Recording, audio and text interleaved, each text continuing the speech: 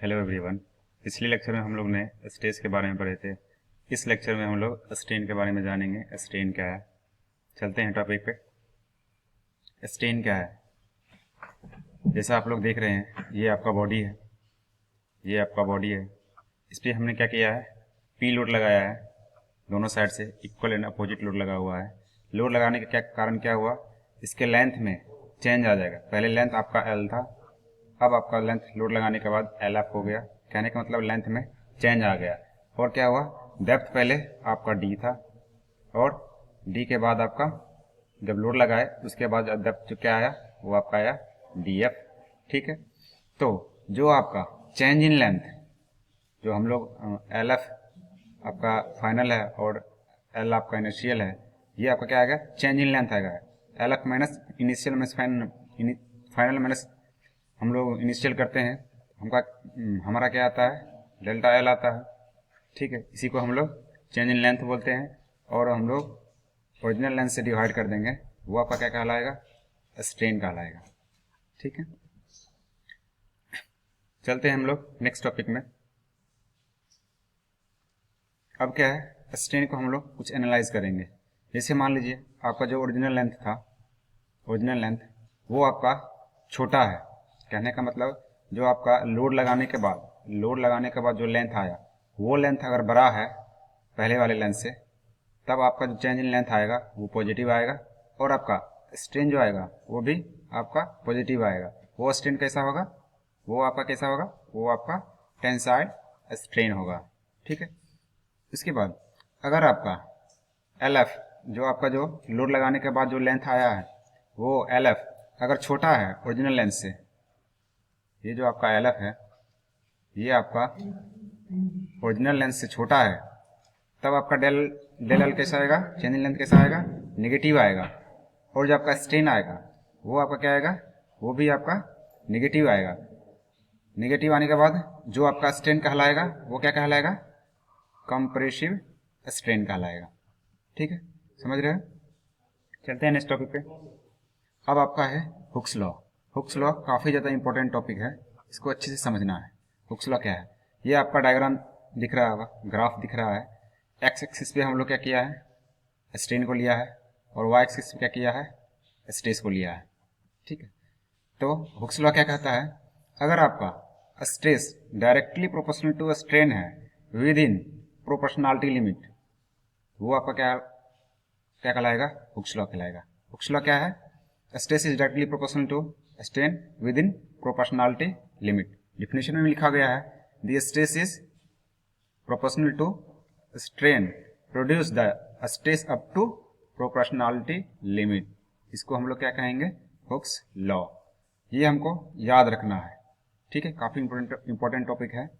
ठीक है, ये जो आपका प्रोपोर्शनल है, ये जो आपका प्रोपोर्शनल दिख रहा है, प्रोपोर्शनल में क्या होगा, मान लीजिए प्रोपोर्शनल का हम लोग एक साइड ले आएंगे तो आपका प्रोपोर्शनल क्या कहलाएगा, स्ट्रेस अपॉन स्ट्रेन। ठीक, इसी प्रोपोर्शनल को हम लोग मॉडुलस ऑफ इलास्टिसिटी बोलते हैं। इसी प्रोपोर्शनल को हम लोग मॉडुलस ऑफ इलास्टिसिटी बोलते हैं या फिर यंग्स मॉडुलस ऑफ इलास्टिसिटी बोलते हैं। ठीक है, कहने का मतलब ये जो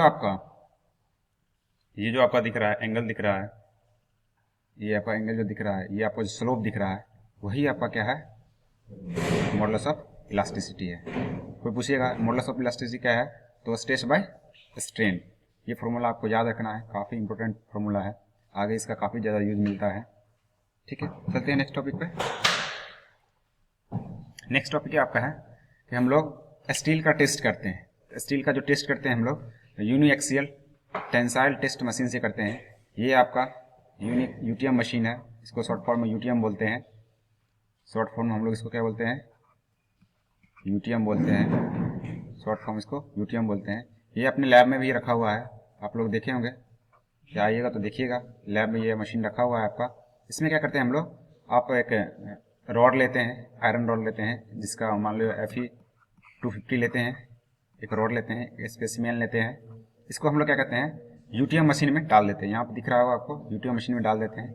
उसके बाद क्या करते हैं, इस पर हम लोग हाइड्रोलिक या मैकेनिकल ड्राइवर से इस पर लोड जनरेट करते हैं, लोड देते हैं, अप्लाई करते हैं। लोड अप्लाई करने के बाद क्या होता है, इस बॉडी में जो आपको चेंज दिखने को मिलेगा, जो भी आपका चेंज दिखने का मिलेगा उसको हम लोग क्या करते हैं, ग्राफ में डिनोट करते हैं। ये जो आपका मशीन है ये आपका ग्राफ के फॉर्म में एक ग्राफ देगा। जो आपका ग्राफ कैसा रहेगा, वो स्ट्रेस और स्ट्रेन के बीच में रहेगा। कुछ इस टाइप का ग्राफ रहेगा आपका, इस टाइप का हमको एक ग्राफ मिलता है। इस ग्राफ के बारे में आगे में भी बताएंगे कैसा ग्राफ मिलता है आपको। ये आपका एक यूटीएम मशीन है। जब भी आपको कोई पूछेगा कि हम लोग आयरन रॉड का जो टेस्ट करते हैं, जो आपका Fe250 का जो टेस्ट करते हैं, तो उसको हम लोग किस मशीन से करते हैं, यूटीएम मशीन से करते हैं। ठीक है, चलते हैं नेक्स्ट टॉपिक में। नेक्स्ट टॉपिक आपका क्या है, ट्रू स्ट्रेस और नॉमिनल स्ट्रेस है। ट्रू स्ट्रेस किसको बोलते हैं, जैसे मान लो अगर हम नॉमिनल स्ट्रेस किसको बोलेंगे और ट्रू स्ट्रेस किसको बोलेंगे। नॉमिनल स्ट्रेस क्या है, अगर हम लोग ओरिजिनल एरिया को यूज करते हैं, जैसे मान लो स्ट्रेस क्या आता है अपना, स्ट्रेस क्या है अपना, स्ट्रेस क्या है P अपॉन एरिया। P क्या है अपना, फोर्स है, ये अपना एरिया है। अगर हम लोग इस एरिया को ओरिजिनल एरिया यूज करेंगे तो वो अपना क्या आएगा, नॉमिनल स्ट्रेस कहलाएगा। ठीक है, ये आपका ओरिजिनल एरिया है। जैसे मान लो कि ये स्पेसिमेन है आपका, ये आयरन रॉड है आपका। ठीक है, इसका जो ओरिजिनल एरिया हम लोग यूज करेंगे तो वो हम लोग का नॉमिनल स्ट्रेस में कंसिडर कराएगा।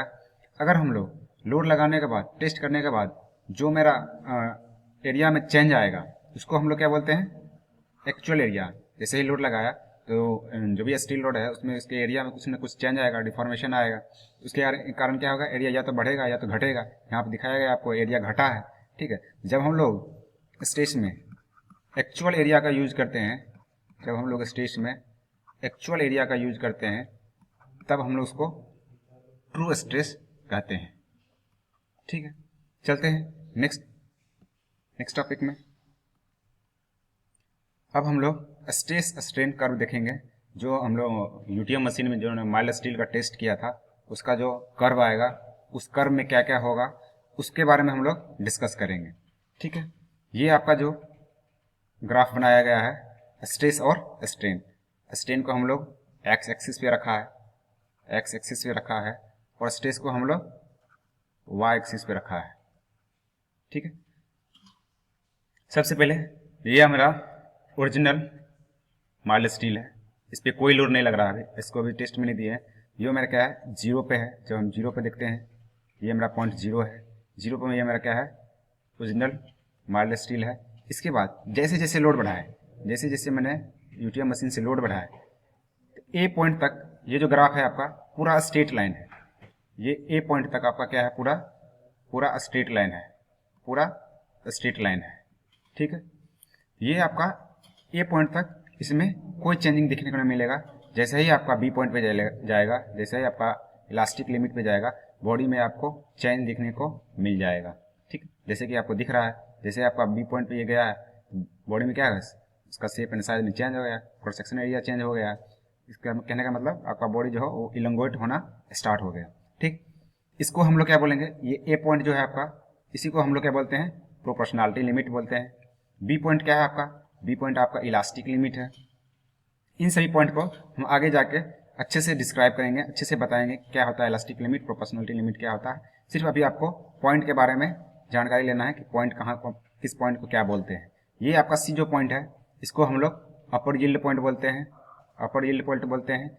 ये जो आपका सी डैश है और डी पॉइंट है, यहाँ से लेके सी डैश से लेके आपका ये जो आपका डी पॉइंट तक है जो पूरा स्ट्रेट गया है, इसको हम लोग क्या बोलते हैं, यील्ड प्लेटू बोलते हैं। ये आपका लोअर यील्ड पॉइंट है, सी डैश आपका लोअर यील्ड पॉइंट है। ठीक है, अब जो ये डी से ई जो गया है, डी से जो ई गया है, इसको हम लोग क्या बोलते हैं, स्ट्रेन हार्डनिंग रीजन बोलते हैं। ठीक है, ये आपका ई जो है ये अल्टीमेट पॉइंट है आपका। ठीक है, उसके बाद ई टू एफ जो है, ई टू जो एफ है, ये जो ई टू एफ आपका पॉइंट आया है, ये आपका क्या है, ये आपका नेकिंग रीजन है। इसके बाद जैसे ही मैंने लोड लगाऊंगा तो ये आपका फ्रैक्चर होना, टूटना स्टार्ट कर जाएगा।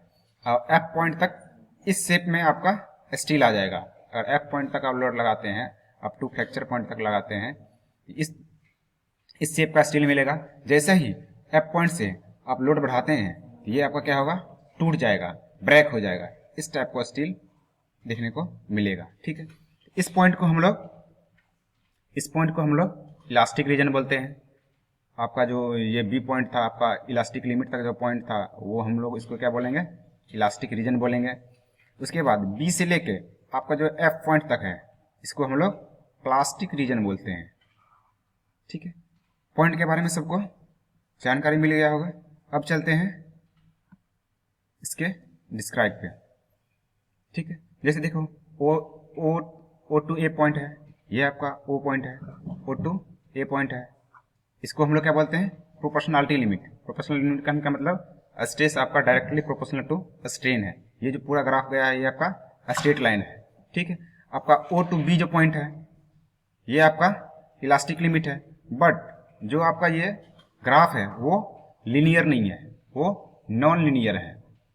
ठीक है, ओ टू बी आपका जो इलास्टिक लिमिट है पॉइंट, ये इलास्टिक लिमिट पॉइंट है आपका, बट इसमें क्या है, ये आपका नॉन लीनियर ग्राफ है। ठीक है, दिख रहा है ए टू बी जो गया है, ये थोड़ा सा मुड़ गया है, चेंज आ गया है इसमें ग्राफ में, ये नॉन लीनियर है।